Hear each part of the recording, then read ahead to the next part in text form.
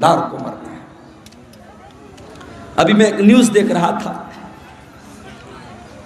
امریکہ میں ایک لیبوریٹری بنائی جا رہی ہے، ایک پریوگ شالہ، اور وہاں انسان کی باڈی کو رکھا جا رہا ہے، اور ایک باڈی کو رکھنے پر کئی کروڑ روپے خرچ آ رہے ہیں، اور انسان باڈی کو رکھ کر کے کیا پلاننگ کر رہا ہے؟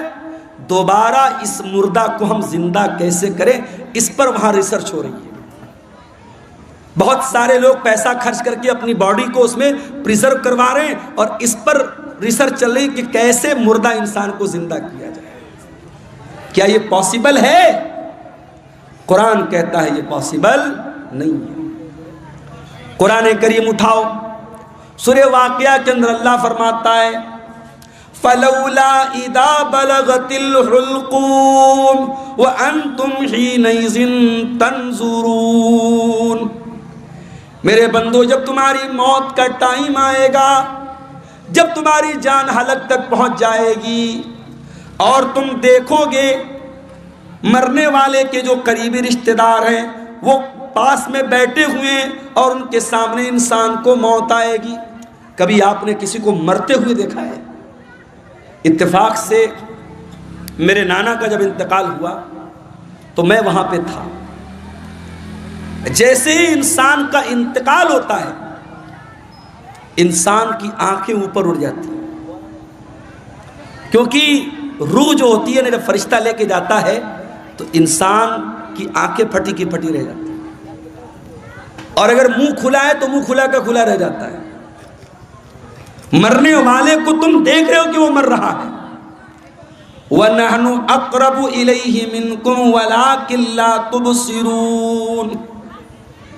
ماں کا انتقال ہو رہا ہے، بچے بغل میں بیٹھے ہیں، باپ کا انتقال ہو رہا ہے، بیٹے بغل میں بیٹھے ہیں۔ بیٹوں کو یہ لگ رہا ہے کہ باپ سے سب سے زیادہ قریب ہم ہیں، بیٹی کو یہ لگ رہا ہے ماں سے سب سے زیادہ قریب ہم ہیں۔ اللہ کہتا ہے وَنَحْنُ أَقْرَبُ إِلَيْهِ مِنْكُمْ وَلَكِنْ لَا تُبْصِرُونَ۔ مرنے والے سے سب سے زیادہ قریب ہم ہیں۔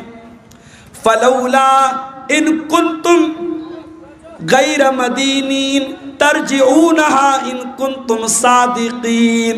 اے میرے بندو، اگر تم کو یہ لگتا ہے کہ کوئی اللہ نہیں ہے، کوئی رب نہیں ہے، کوئی موت دینے والا نہیں ہے، اور تم کسی کے انڈر میں نہیں ہو، تم کسی کے پاور میں نہیں ہو، تو ذرا مرنے والے کو دوبارہ زندہ کر کے دکھا دو، ذرا روح کو واپس ڈال کے دکھا دو۔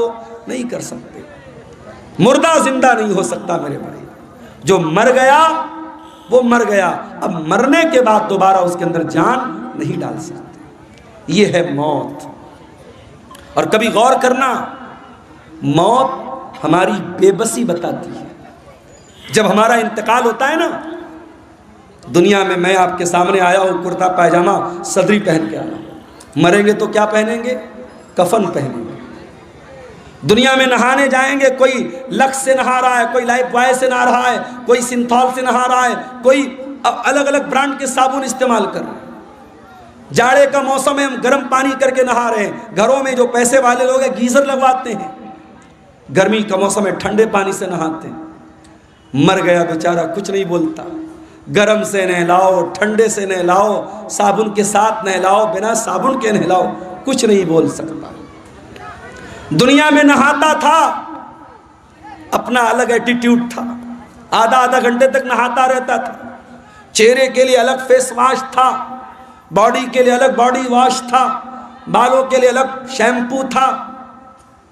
لیکن آج مرنے کے بعد آج اتنا بے بس ہے انسان، دوسرے اس کو نہلا رہے ہیں، اس کے رشتہ دار اس کو نہلا رہے ہیں۔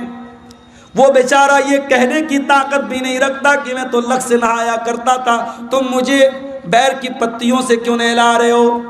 میں تو فلاں صابن سے نہایا کرتا تھا، میرا فیوریٹ صابن کہاں ہے، میرا شیمپو کہاں ہے، میرا باڈی واش کہاں ہے، میرا فیس واش کہاں ہے؟ وہ بیچارہ یہ کہنے کی طاقت بھی نہیں رکھتا کہ میں تو دنیا میں پانی ہمیشہ گرم کر کے نہایا کرتا تھا، تم مجھے ٹھنڈے پانی سے کیوں نہلا رہے ہو؟ دنیا میں نہاتا تھا، باتھ روم میں پیک ہو کر کے نہاتا تھا، آج اس کے نہلانے والے اس کے گھر والے اس کو نہلا رہے ہیں، اس کے بدن کا کپڑا بھی نہیں اتر رہا ہے، کینچی سے اس کا کرتا کاٹا جا رہا ہے، کینچی سے اس کی بنیان کو کاٹا جا رہا ہے، اس کا تہبند اتارا جا رہا ہے، اس کا انڈر ویئر اتارا جا رہا ہے، آج اس کی شرمگاہ کو دوسرے لوگ کھول کر کے نہلا رہے ہیں۔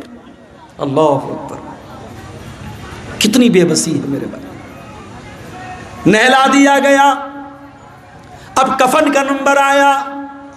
اسلام کی تعلیم دیکھو، امیر آدمی کو بھی وہی کفن دینا ہے، غریب کو بھی وہی کفن دینا ہے، وہی سوتی کپڑا ہے، وہی سفید چادر ہے۔ دنیا میں بہت رنگین رنگین پہن کر کے چلا کرتا تھا، برانڈڈ کپڑے پہنا کرتا تھا، مہنگے کپڑے پہنا کرتا تھا۔ آج مرنے کے بعد اسی سوتی چادر میں اسی سوتی چادر میں تجھ کو کفنایا جا رہا ہے، اسی سوتی کفن میں تجھ کو کفنایا جا رہا ہے۔ کفنا دیا گیا، اب اس کے بعد قبرستان لے کے جانا ہے۔ اگر قبرستان قریب میں ہے، جنازے کی چارپائی پہ لاش کو رکھا گیا، چارپائی کو 4 لوگوں نے کندھے پر اٹھایا، لے کے قبرستان پہنچے۔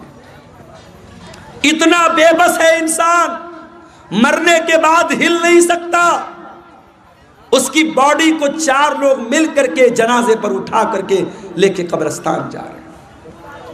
قبرستان لے کے جایا گیا، وہاں پہلے سے قبر کو کھود کر کے ریڈی کیا گیا ہے، جنازے کو قبر میں اتارا گیا، مٹی ڈالی گئی، قبر تیار ہو گئی، گھر والوں نے کھڑے ہو کر کے مغفرت کی دعا کر دی، آسانی کی دعا کر دی، پھر اس کے بعد مٹی ہاتھ سے اپنے مٹی جھاڑ کر کے گھر والے واپس چلے گئے۔ اے انسان، تو کتنا غافل ہے، تو کیا کیا حرکتیں کرتا ہے۔ اس قبر میں نہ تیرا باپ تیرے ساتھ آیا، نہ تیرے بچے تیرے ساتھ آئے، نہ تیری بیوی تیرے ساتھ آئی، نہ تیرا مال تیرے ساتھ آیا، نہ زمین تیرے ساتھ آئی، نہ جائیداد تیرے ساتھ آئی۔ کل نفس ذائقۃ الموت، ہر نفس کو موت کا مزہ چکھنا ہے۔ اللہ اپنے نبی سے قرآن میں کہتا ہے وَمَا جَعَلْنَا لِبَشَرٍ مِّن قَبْلِكَ الْخُلْدَ أَفَإِن مِّتَّ فَهُمُ الْخَالِدُونَ۔ اے نبی، آپ سے پہلے جتنے انسان آئے ان کو بھی موت آئی اور آپ کو بھی موت آنے والی ہے، آپ کو بھی مرنا ہے۔ انک میت وانہم میتون، اے نبی آپ بھی مرنے والے ہیں اور یہ سب مرنے والے، سب کو موت آنے والی ہے۔ ہمارے نبی کو موت آئی کہ نہیں آئی؟ آئیے ذرا سا نبی کی وفات کا نقشہ آپ کے سامنے کھینچتے ہیں۔ نبی کا انتقال کب ہوا؟ ربیع الاول کے مہینے۔ عمر کتنی تھی؟ 63 برس۔ مہینہ کون سا؟ ربیع الاول۔ تاریخ کون سی؟ 12 تاریخ۔ دن کون سا؟ سوموار کا دن۔ تھوڑا اور پیچھے چلو، ربیع الاول کے پہلے جب رمضان کا مہینہ آیا، پیارے نبی کی عادت تھی رمضان میں ہر سال حضرت جبریل علیہ السلام آپ کے پاس آتے تھے اور آپ کو قرآن کا دور کراتے تھے، قرآن پڑھاتے تھے اور آپ ان کو قرآن سناتے تھے۔ آخری بار جب آپ کی زندگی کا آخری رمضان تھا، اللہ کے پیارے نبی نے جبریل کو 2 مرتبہ قرآن سنایا۔ اللہ کے نبی نے حضرت جبریل کو 2 مرتبہ قرآن سنایا۔ یہ اس بات کی علامت تھی کہ اب آخری رمضان ہے، اب اس کے بعد کوئی رمضان آنے والا نہیں ہے۔ کچھ دنوں کے بعد جب حج کا موسم آیا، اللہ کے پیارے نبی نے اپنے صحابہ سے کہا میں حج کے سفر پہ جا رہا ہوں، جس کو میرے ساتھ حج کرنا ہے وہ چل سکتا ہے۔ صحابہ اکرام اپنے نبی کے ساتھ حج کے سفر پہ نکلے۔ 1 لاکھ سے زیادہ صحابہ حج کے اس سفر میں اپنے نبی کے ساتھ ہیں، اور اس حج کے دوران اللہ کے پیارے نبی بار بار اپنے صحابہ سے کہہ رہے ہیں خُذُوا عَنِّی مَنَاسِکَکُمْ خُذُوا عَنِّی مَنَاسِکَکُمْ، او لوگوں مجھ سے حج کا طریقہ سیکھ لو، مجھ سے حج کے ارکان سیکھ لو۔ ہو سکتا ہے کہ آئندہ سال تم اپنے نبی کو نہ پاؤ، ہو سکتا ہے آئندہ سال میرا انتقال ہو جائے، ہو سکتا ہے آئندہ سال میں زندہ نہ رہوں۔ آپ نے حج کیا ہے اور حج کے 2.5 مہینے کے بعد آپ کا انتقال ہو گیا۔ ذی الحجہ، محرم، سفر، ربیع الاول۔